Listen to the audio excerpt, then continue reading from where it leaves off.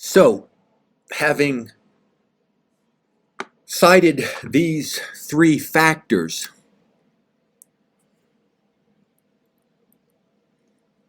aridity with its poor agricultural potential, low population, historically low population, and its role as the strategic crossroads of the world, something that has been affirmed in the 19th and 20th century by the Suez Canal, or reaffirmed, I should say. I haven't quite explained, well, why does that mean it's so politically volatile? Why is there so much conflict consistently here, just for mentioning those factors? Well, here is that explanation. Therefore, as I've written here, the region gains substantial economic importance to external powers. External powers are going to see a substantial economic opportunity by controlling this key choke point for trade and traffic. A substantial portion of their economy can come to rely on controlling it. And if they don't control it, their adversary somewhere would control it, so they'll want to control it just to keep it out of the hands of an adversary. So the region gains substantial economic importance to external powers. And therefore, the external powers have sought to dominate this region due to its importance to one's domestic economy, as I put on here and just said, as well as the ability to encumber the economy of competing states. And of course, harmonizing with that is that the local populations have not had sufficient resources and population to repel the outside powers because of its aridity, because of its low population. So outside powers want to control it, and the local populations haven't had effectively the capacity to defend it. And so the area is continuously being aggressed upon by outside powers who want to control it. And another key factor I've written on here, as you can see, is that in addition, since it is the crossroads of the world, the mixing of distinct populations historically moving through the region has resulted in substantial cultural cross-pollination. You get a lot of mixing of ideas because of the vastly different conceptions of reality these distinct populations have who are meeting in this convergence point, therefore producing new ideas. And I've put on here, therefore, a great example of that, three of the world's dominant religions, idea sets if you like, Judaism, Christianity, and Islam, consider this area their ancestral home, making for a region that is religiously significant to much of the external world, while at the same time sowing a lot of local discord within the region by adherents of these different religions that come into existence that's produced here. And so you get a lot of, it's an idea crush zone, producing new sets of ideas. Didn't you ever wonder why Christianity, such a large religion, Judaism, another substantial religion, certainly not on the same size in terms of scale, but you could say that about Islam. Why do these religions all consider this obscure, rather low profile, low resourced region to be their ancestral home? Isn't that sort of weird? Rather than the main population centers of the planet? What explains that? What explains that is what I just mentioned. It is the strategic crossroads of the world.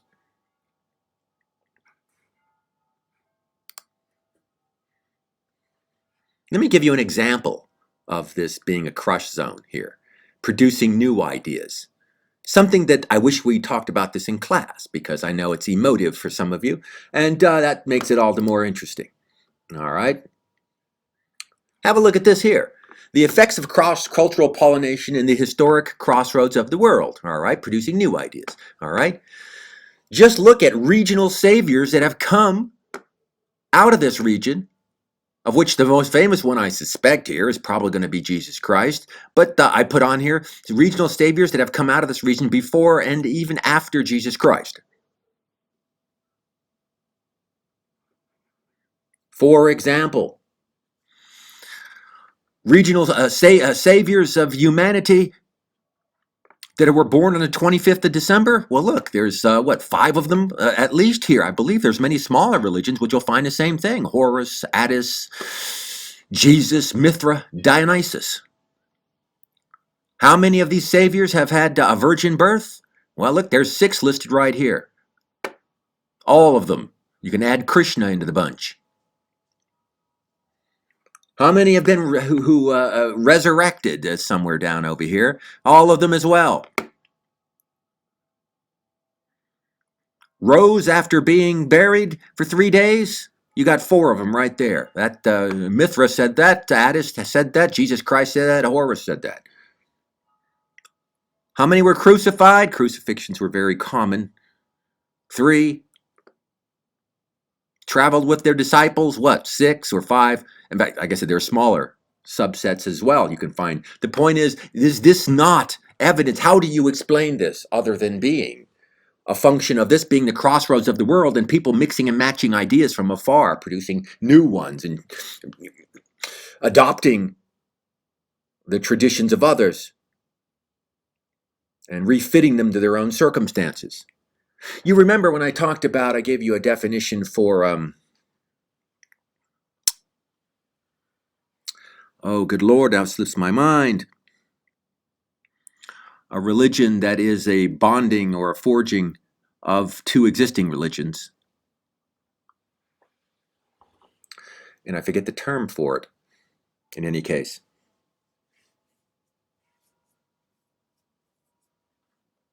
And I was hesitant to say, when I was talking about the Indian subcontinent, that the Sikh religion was a religion that was forged out of 2 previous religions, that being Islam and Hinduism. And I said that all religions are that way. It's very difficult to produce something entirely new. Things that exist in the world or come into existence usually have been forged from previous things, and on we go. All things stand on the shoulders of previous discoveries, innovations. So too is, these conventional, traditional, and large-scale religions. In any case.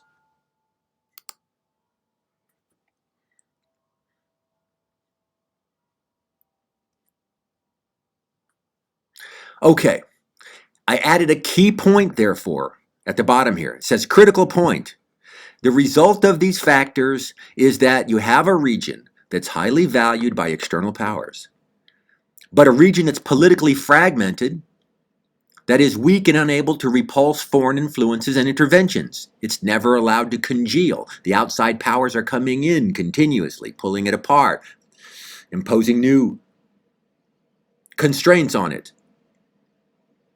This has been historically evident. It's still evident today. Oil, by the way, the implications of oil is merely a 20th century development, which has only enhanced its value, the value of this region to outside powers. It's only made the need for the outside powers to come in here and try to control it even more so. And so those are the factors that come together to explain why historically the Middle East is such a volatile area subject to conflict. It was that way 2,000 years ago. It's still that way today for the same geographic factors. You can see so clearly here the import of geography.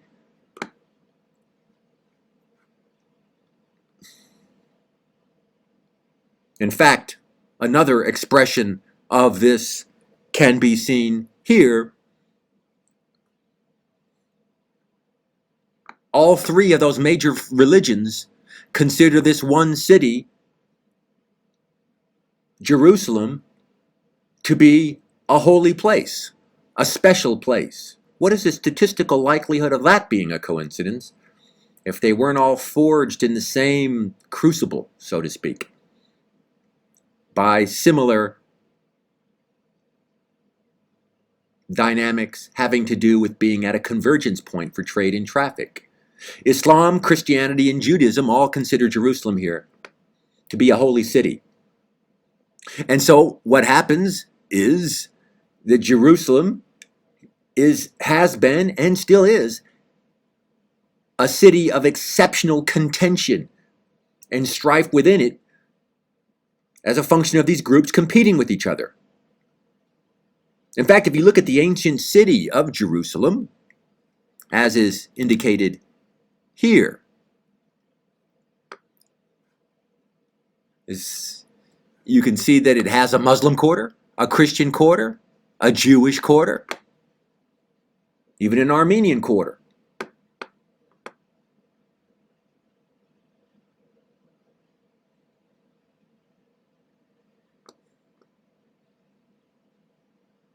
And to, just like I described the genesis of these religions as being less than spiritual, less than abstract, more based on material dynamics having to do with spatial realities being at a convergence point for trade and traffic, so too can you look at a city like Jerusalem. And does anybody want to know, does anybody wonder why Jerusalem is located where it's at?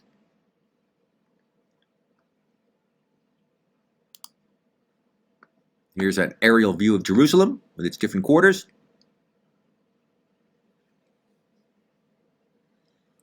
Of course, the answer to that question is it happens to be Jerusalem's located right here in the Judean hills at a location, a convergence point for water. Not because of some abstract spiritual narrative of some sort. I'm sure there are plenty of those to explain the specialness of this site. But it happens to be at a convergence point for water in an area with not a lot of water. And I say water, of course, I mean fresh water.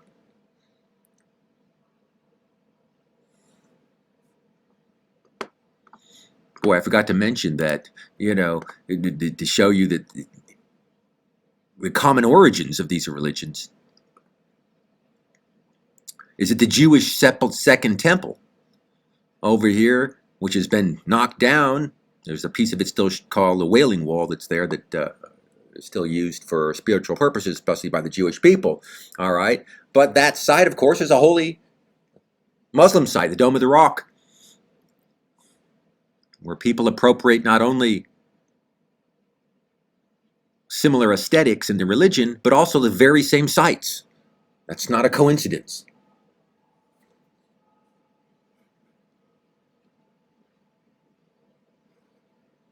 And if you look at where Jerusalem is located at,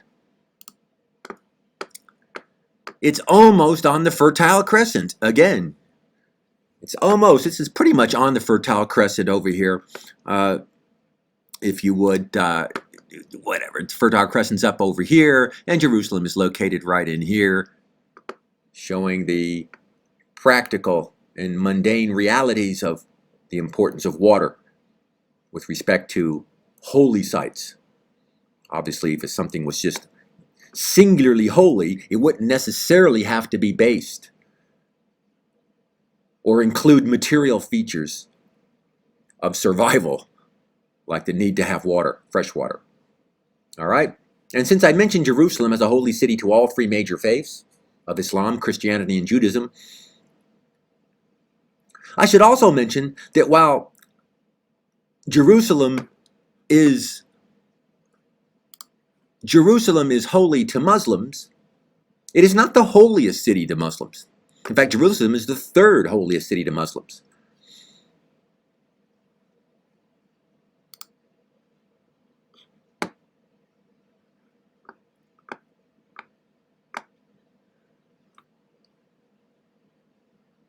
As you can see by this image, this map here, here are the holiest cities in the Islamic landscape.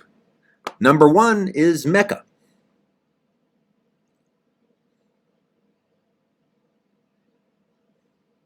Number two, Medina, and then Jerusalem is third. Mecca is the birthplace of the Prophet Muhammad, the founder of the religion. The Prophet Muhammad was a Meccan.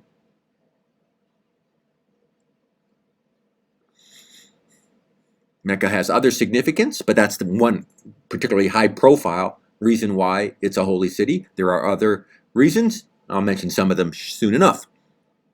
Medina is where you find the tomb of the founder of the religion.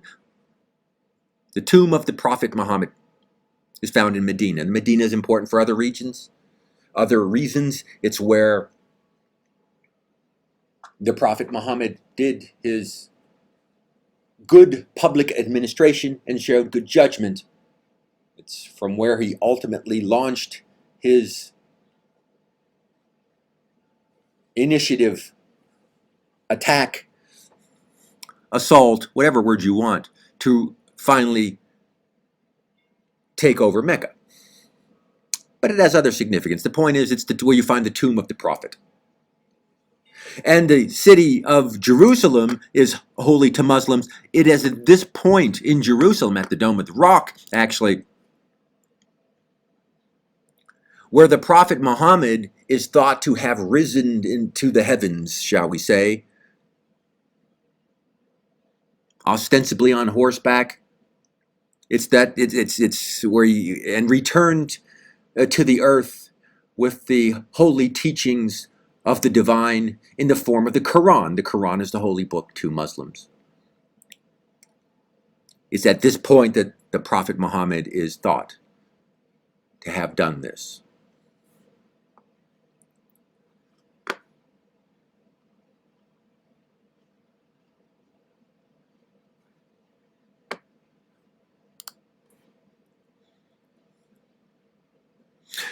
You can see the importance of Mecca and Medina because it's essentially from Mecca and Medina that the religion of Islam spreads from the 7th century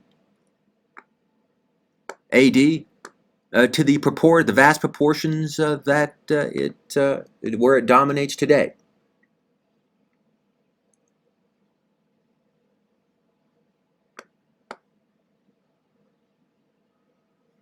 And if you look at this key spiritual city of Mecca, you might as well enjoy, for the most of you, I'm going to guess, not all of you perhaps, but most of you, all right, you will not be able to get a better perspective than this here. This is an aerial image of the sacred mosque, the key political, spiritual site in Islam within Mecca, because the city is closed to non-Muslims.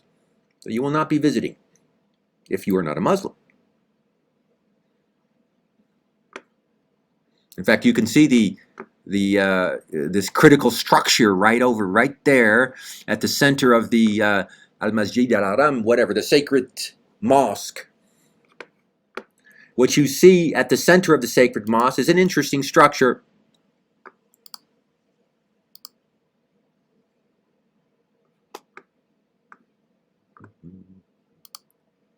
That you can see here. This is the Kaaba, or Kaaba. And as I've written there, I haven't written there, but what the Kaaba is, and you'll read about this in your text. It's a large cube-like structure covered in a gold-embroidered black fabric called the whole structure is called the Kaaba, which essentially means the house of God. And the significance of the Kaaba is multifaceted. It just isn't one singular region. It's thought to possess ostensibly medicinal or healing properties. On its eastern corner, there's supposed to be embedded a piece of the Garden of Eden. Many think it's a piece of a meteorite. I don't know. And it's to Mecca, and ostensibly to this site, that good Muslims are supposed to circle the Kaaba 7 times when they come to visit. In fact, this is the primary site to which all able-bodied Muslims are supposed to make a pilgrimage called the Hajj, right? H-A-J-J. You're supposed to make that pilgrimage at least once in your life, more if you can afford it. Much like the Tirtha, or whatever, the Hindu pilgrimage to The Ganges River, it is thought to be spiritually purifying.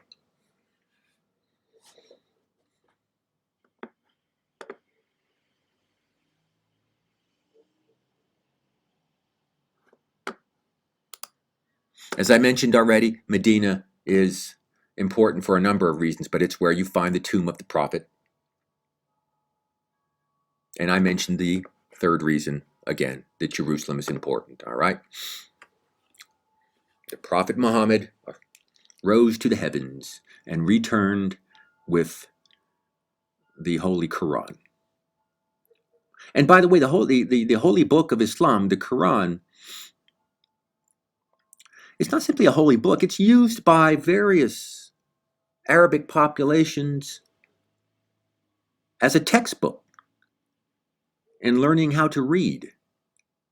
And this has the advantage of standardizing written Arabic throughout the entire world. The word Islam, in fact, means submission, and of course that means submission to the will of Allah, the will of God, and thus a Muslim is one who submits. Now, Islam, just like Christianity, has fragmented. Not as much as Christianity by any means, but it has fragmented. There are two main schools or subsets of forms of practice of Islam. Two principal schools of Islam. First, there's Sunni Muslims. They represent the vast majority of all Muslims. 90%. Second are Shia Muslims. Only 10%. And you say, what's the difference between them? Now, there are substantial differences, and they have their historical reasons for those differences I'd like to flesh out, but we're not going to do that in this class. I need to not go into that type of granular detail. I wrote on here, the programmatic difference is a difference in the line of succession from the Prophet Muhammad upon his death. The Prophet dies in 632 AD, and Sunnis believe that his power should have devolved to the caliphs or the regional Islamic governorships. He should have devolved politically. The Shia believe that it should have devolved by bloodline to Ali, which was his cousin and son-in-law. That's the programmatic difference. That's the programmatic difference. The formal difference. Now, as history goes on over 1,300 years since these events, those differences can become much more substantial. But that's the programmatic difference, lest I ask you on a test. And look at the geography of these two groups. You can see the world of Islam is all that's colored in here. All right, the green areas are the Sunni areas. The Shia are overwhelmingly concentrated, not uniquely, but overwhelmingly concentrated in Iran, as indicated by the blue here. They're only 10% of all Muslims, but the Shia are concentrated there. There are other states which are predominantly Shia. In fact, Iraq is, I believe it's 58% Shia. And Lebanon actually is. Technically, it's not showing on this map, but it's small, but you can see it there. I believe Yemen is as well, by the way. Let's not worry about that for the moment. All right, Iran is the key Shia state. And these two groups, Sunni and Shia, have been very contentious at times. Now, an observation you need to make.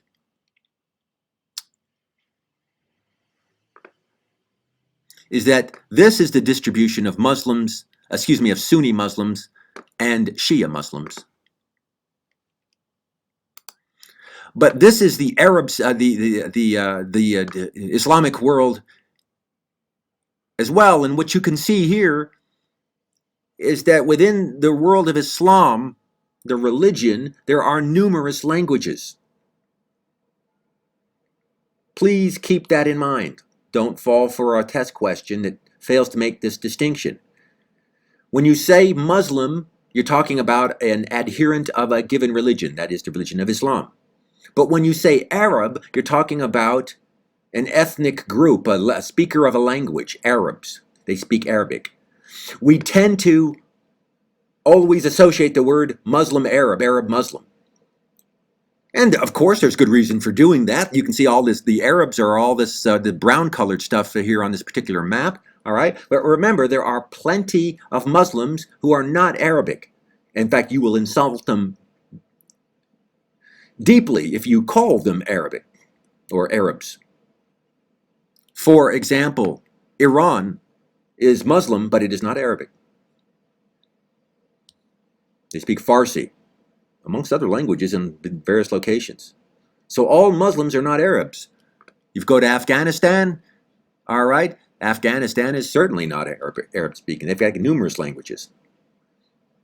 So don't make the mistake of always associating Muslim and Arab. In fact, the world's largest state, the world's largest Muslim state, is over here, Indonesia. It's the world's largest Muslim state. I can't remember the population of Indonesia now, but it's impressive. All right. It's going to be 150 to 200 mils. I don't know, somewhere in there. It's a massive population.